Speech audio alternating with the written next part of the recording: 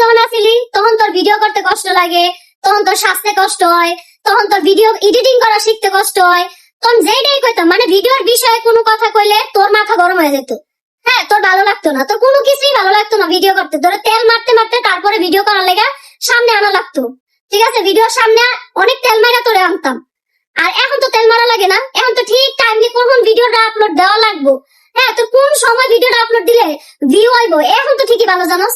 আর আমরা যখন কইতাম একটু এডিটিং কর, তখন করতে চাস না, আমি পারি না, এখন পারস কেমনে? এখন তো সবই পারস, এখন দেখ খুব সুন্দর ভিডিও এডিটিং করা শিখে গেছস।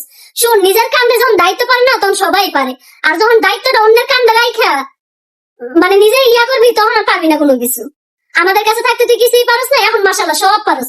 আবার কথা বলা, ক্যামেরার সামনে গেলে কথা কইতে পারস না, এখন কেমনে পারস? এখন তো দিই বা খুব সুন্দর হাইসা হাইসা রইসা রইসা আমার বাসও দিতে পারস, এগুলা কইতে শিখছস।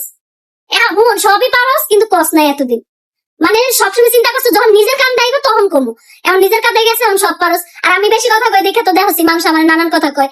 হ্যাঁ, এগুলো তো শুনছসি, আমি যখন কইতাম কাকুলি আমি কথা বলে মানুষ আমার খারাপ কয়, তুই একটু কথা কই তখন তো কস নাই, তখন তো একটা কথা তোর মুখ দিয়ে বাইরে নাই, খালি সতীন কক সতীনে বাস থাক, তাতে খুব খুশি। এখন ঠিকই কথা হইতে পারস। শোন, নিজের বুঝটা না সবাই বুঝে, এইটাই দিন শেষে বুঝলাম যে নিজের বুঝ পাগলও বুঝে।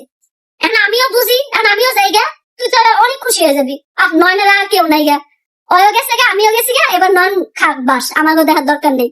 শোন, আমি তোরে আবারও একটা কথা কই, যা হইছে হইছে, সব ভুলা যা, আমিও ভুলা যাইতে চাই। তুই যদি আজকে আয়োস, আজকের পর থেকে আমি আর কোনো কিছু মনে রাখবো না। তুই আয়া পর, তুই সারা জীবনে যদি থাকস আমি অনেক খুশি, কারণ আমি মানুষের কথা দিছি যে আমরা 203 কোনোদিন আলাদা হবো না।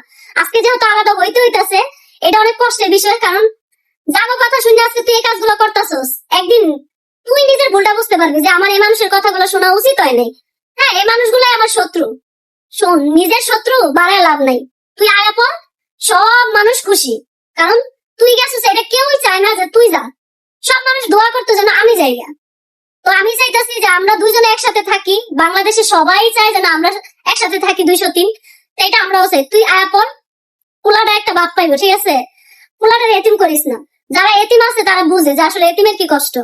তুই এই পোলাটার এতিম করিস না, বাপ ছাড়া করিস না, তোর কাছে আমার অনুরোধ।